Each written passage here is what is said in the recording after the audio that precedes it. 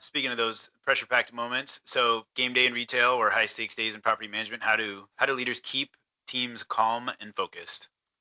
Separation in the preparation. Sorry, had to steal it from Russell again. Um, no, team on You gonna do high a high knees? leverage, yeah, high leverage retail days like big game days, opening days, playoff series, jersey launches, things like that. The biggest thing is having a plan. You got to have a plan, and you got to have people with you able to communicate that plan.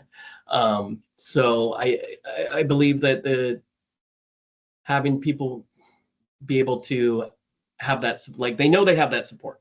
So on a busy game day, you have so many different things happening. You have so many ins, so many outs. It's all about the customer experience. A lot of the employees are new.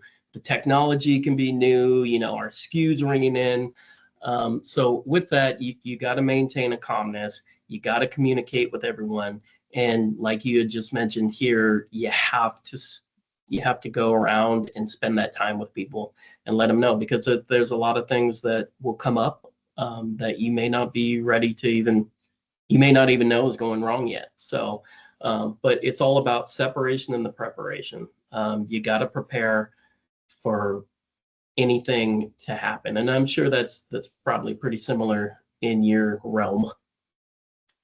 Yeah, it kind of goes back to the first question on, modeling behavior. For me, it's just naturally being just calm when the disaster strikes. And I don't know if that's just a genetic thing or just, from having disaster strike over and over again, you get conditioned to it. But in fact, I was putting together this presentation on disc behaviors, and I'm a D, right? And so of course I had to do it about the A team, right? And now how the four of them embody the different types. So of course Hannibal is the D, and the only gifs I could find online are constantly him lighting cigars as things are blowing up around him, right? And that was, that's exactly what it is to be that calm under pressure D leader. Is just, embodying that. And so the rest of your team is like, all right, he's not worried, I'm not worried. We'll get through this. And in fact, the video of Edgar, so I don't know if you've seen it. It's the most incredible video I've ever seen of a sports celebration. So when the Polanco has that hit, the video guy is in the clubhouse. Have you seen that? And he's Yeah, like got it down below, and then you yeah, see like two guys rush in, and then Castillo, who just came out, rushes through, and it's like, movie quality. Everybody's screaming. You can hear the fireworks going off. Anyway, he rushes past, and you see, and now I've seen it from the other angles too.